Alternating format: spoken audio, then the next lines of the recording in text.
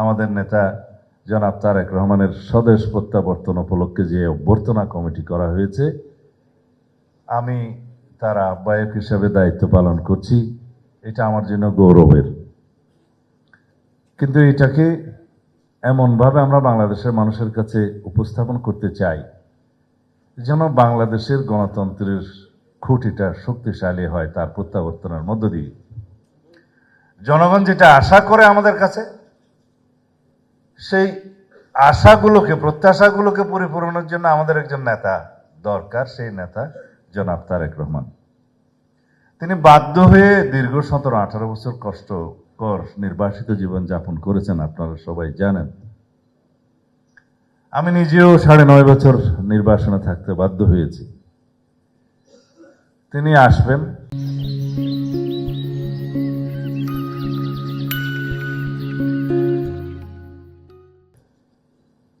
সারা জাতি অপেক্ষমান।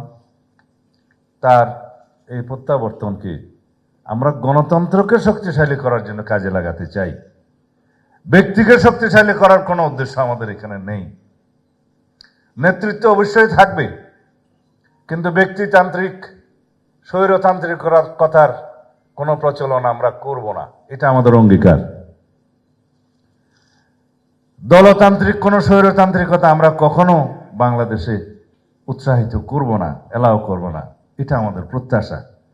সেই প্রত্যাশা এবং এই অঙ্গীকার পূরণের জন্য আমরা আপনাদের ভূমিকাকে দয়া করে কামনা করছি, যেন জাতির ভবিষ্যৎকে লক্ষ্য রেখে জাতি বিনির্মাণের জন্য সেটা আপনারা করবেন আশা করি।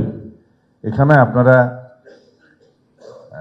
আমি মনে করি আপনারা যখন কথা বলবেন সেই লক্ষ্যেই বলবেন। আমরা আমাদের নেতাকে অভ্যর্থনা জানাবো, সারা জাতি অভ্যর্থনা জানাবে, সেটা হচ্ছে আমাদের আপনাদেরকে আহ্বান করার একটা বাহানা। কিন্তু আমাদের মূল উদ্দেশ্য হচ্ছে আপনাদের সাথে আমাদের যে যোগসূত্র, যে মেলবন্ধন, এইটা যেন সবসময় খুব শক্তিশালী থাকে। এই এডহেশন বলি বা কোহেশন বলি, যা কিছুই বলি, সেটা করার দায়িত্ব আমাদের চাইতে আপনাদের বেশি। যদি আপনারা রাষ্ট্রের প্রতি, সমাজের প্রতি এবং সংস্কারকৃত সমাজ নির্মাণের প্রতি যদি আপনারা প্রতিশ্রুত থাকেন, ইনশাআল্লাহ, যদি রাষ্ট্র পরিচালনার দায়িত্ব জনগণ দয়া করে আমাদেরকে অর্পণ করেন, তখন আপনাদের কাছে আমরা এখনই এই প্রত্যাশা দিতে পারি যে আমাদের সহযোগিতা থাকবে সর্বোচ্চ। আমরা অতীত ভুলে যেতে চাই। ফ্যাসিবাদী গোষ্ঠী কি করেছে সেটা স্মরণে রাখতে চাই এবং তার এই ঐতিহাসিক ইতিহাসের উপর ভিত্তি করে আমরা ইনশাআল্লাহ উজ্জ্বল আগামী বিনির্মাণ করব।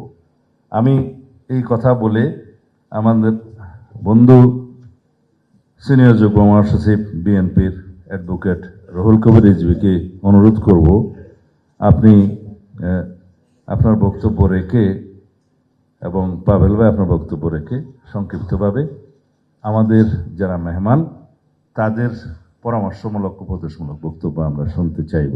আসসালামু আলাইকুম।